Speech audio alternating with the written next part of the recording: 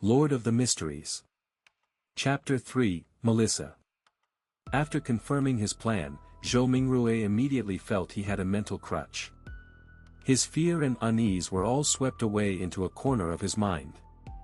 Only then did he have the mood to carefully study Klein's memory fragments. Zhou Mingrui habitually stood up before turning off the pipe's valve. He watched the wall lamp gradually dim until its flame extinguished before sitting back down. As he subconsciously fiddled with the revolver's brass cylinder, he pressed the side of his head. He slowly recalled his memories in the crimson-dyed darkness as though he was the most attentive viewer in a movie theater. Perhaps as a result of having a bullet pass through his head, Klein's memories were like shattered glass. Not only were the memories not contiguous, there were many spots which were clearly missing.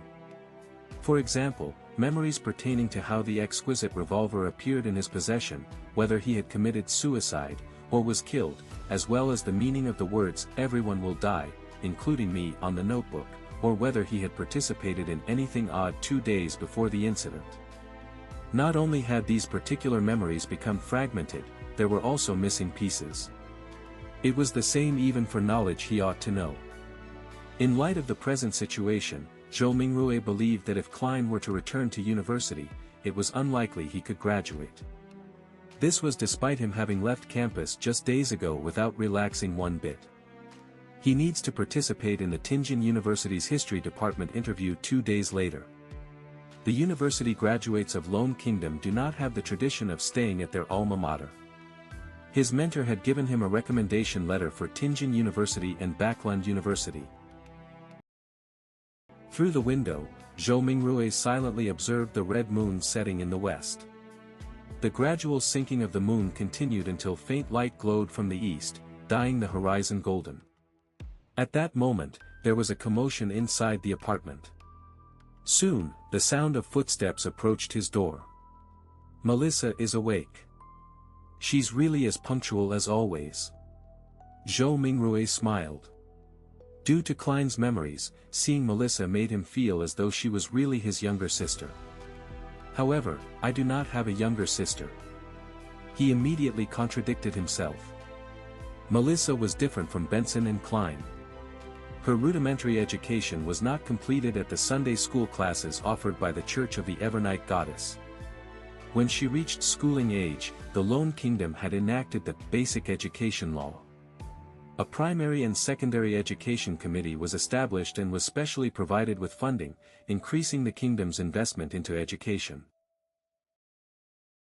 In less than 3 years, under the premise that numerous church schools would be incorporated, many public primary schools were established to strictly maintain the principle of religious neutrality. This was to prevent education from involving itself in the conflicts between the Lord of Storms, Evernight Goddess, and the God of Steam and Machinery. Compared to Sunday school that only cost a copper penny a week, a public primary school's cost of 3 pence a week appeared rather expensive. However, the former only provided education every Sunday, whereas the latter provided 6 days of classes a week. In conclusion, the price was so low that it was almost free. Melissa was different from most girls. From a young age, she enjoyed things like gears, springs, and bearings. Her ambition was to be a steam mechanic. Having suffered from a lack of culture, Benson, who knew the importance of education, supported his sister's dreams just like how he supported Klein's university education. After all, Tingen Technical School was only considered secondary education. There was no need for her to attend language school or a public school for more knowledge. In July last year, 15-year-old Melissa passed her entrance examinations and fulfilled her dreams of becoming a student at the Tingen Technical School's Steam and Machinery department. As such, her weekly school fees raised to 9 pence. Meanwhile, Benson's company was affected by the situation in the southern continent. There was a drastic drop both in profit and business transactions. More than a third of the employees were retrenched. In order to keep his job and maintain their livelihood, Benson could only accept more arduous tasks. He had to work overtime more frequently or head to places with harsh environments. That was what he was occupied with the past few days. It was not that Klein did not think of helping share his elder brother's burden, but being born a commoner and having been admitted into an average language school, he felt a strong sense of inadequacy when he enrolled into university. For example, as the origin of all languages in the northern continent, the ancient language of Fasak was something all the children of nobles and of the wealthy class would learn from a young age. In contrast, he only made first contact with it in university. He faced many similar aspects during his schooling career. Klein nearly gave his all and often stayed up late into the night and woke up early before barely managing to catch up to the others, eventually allowing him to graduate with average results. Memories regarding his elder brother and younger sister remained active in Zhou Mingrui's mind until he turned the doorknob open. Only then did he jolt awake and remember that he held a revolver in his hand. This was a semi-regulated item. It will scare children. Also, there's still the wound on my head. With Melissa arriving at any moment, Zhou Mingrui pressed onto his temple and hurriedly pulled open a desk drawer and threw the revolver in before slamming it close. What happened? Melissa looked over curiously when she heard the commotion. She was still in the prime of her youth. Even though she did not have much nutritious food to eat, making her face thin and slightly pale, her skin remained lustrous as it exuded the vibes of a young girl. When Zhou Mingrui saw his sister's brown eyes look over, he forcibly composed himself and picked up an item beside his hand before calmly closing the drawer to conceal the existence of the revolver. He placed his other hand on his temple, the texture confirming that his wound had already healed. He took out a silver vine leaf pocket watch and pressed the top gently, causing its cover to flip open. It was a picture of the siblings' father. It was the most valuable item the Royal Army sergeant left behind, but being a second-hand item, it would often malfunction from time to time in recent years even though he had gotten a watchsmith to fix it. It had embarrassed Benson, who enjoyed bringing it with him to elevate his status many a time, so it was thrown away back at home in the end. It had to be said that perhaps Melissa did have talent in machinery. After grasping the principles behind the watch, she borrowed the tools from her technical school to fiddle with the pocket watch. Recently, she even claimed to have fixed it. Zhou Mingrui looked at the watch's open cover and saw that the second hand was not moving. Subconsciously, he twisted the top dial to wind the pocket watch. However, despite winding it a few times, he did not hear the sound of taut springs. The second hand remained motionless. It looks like it's broken again. He looked at his sister while trying to find a topic of conversation. Melissa shot him an expressionless glance and briskly walked over to take the pocket watch away. She stood in her spot and pulled up the button sitting atop the pocket watch. With a few simple turns, the tick-tocking of the second hand sounded. Isn't pulling the button up usually meant to adjust the time? Zhou Mingrui's expression immediately turned blank. At that moment, a bell chimed from a faraway cathedral. It chimed 6 times, sounding distant and ethereal. Melissa tilted her head to listen to it and pulled the button up once again. Following that, she turned it to synchronize the time. "It's okay now," she said simply without emotion. She then pressed the top button back and handed the pocket watch back to Zhou Mingrui. Zhou Mingrui returned a smile politely in embarrassment. Melissa gave her elder brother a piercing stare before turning to walk to the cupboard. She took her toiletries and towel before opening the door to leave. She headed for the public bathroom. Why did her expression have a look of disparagement and resignation? Is it a look of love and concern for a retarded brother? Zhou Mingrui lowered his head and chuckled. He closed the pocket watch's cover with a click before opening it again. He repeated this action as his idle thoughts focused on a question. Klein committed suicide without a silencer.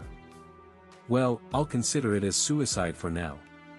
His suicide should have caused quite a commotion, yet, Melissa, who was just a wall away, did not notice it at all. Was she sleeping too soundly? Or is Klein's suicide shrouded in mystery to begin with? Click. The pocket watch opened. Clack. The pocket watch closed. Melissa returned from washing up and saw her brother's subconscious act of constantly opening and closing the pocket watch.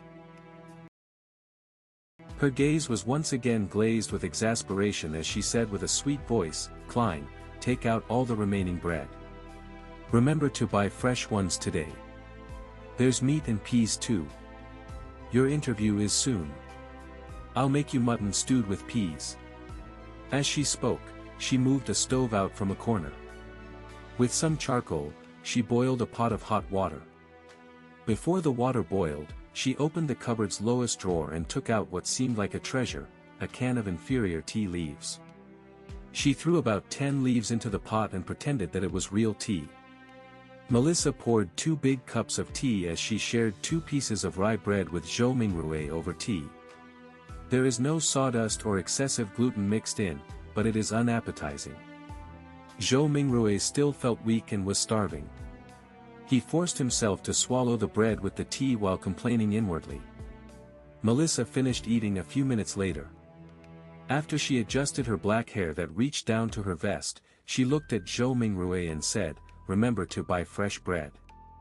All we need is 8 pounds. The weather is hot, so the bread will easily spoil. Also, buy the mutton and peas. Remember to buy them." Indeed, she was showing concern for her dull brother. She even had to repeat to emphasize it another time. Zhou Mingrui nodded with a smile. "All right." Regarding the Loen Kingdom's pound, Zhou Mingrui matched Klein's muscle memory with his.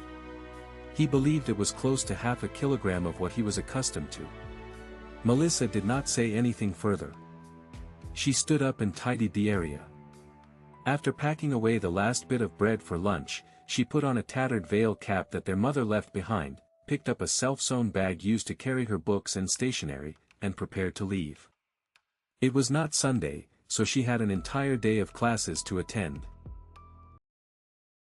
Walking from their apartment to Tingen Technical School took about 50 minutes.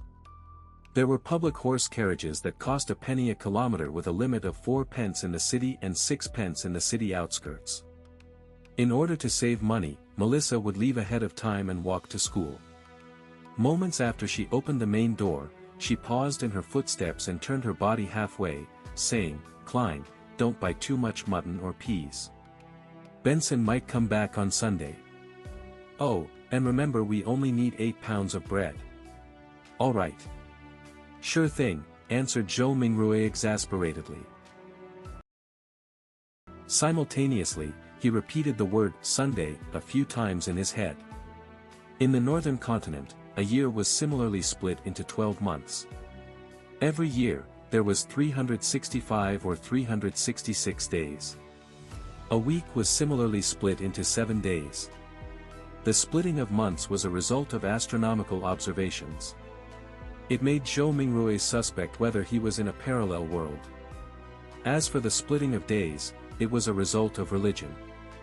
This was because northern continent had 7 Orthodox gods, the eternal blazing sun, the Lord of storms, the god of knowledge and wisdom, the Evernight goddess, Mother Earth, the god of war, and the god of steam and machinery. Watching his sister close the door and leave, Zhou Mingrui suddenly sighed. Soon, his thoughts focused onto the luck enhancement ritual. "Sorry, I really wish to return home."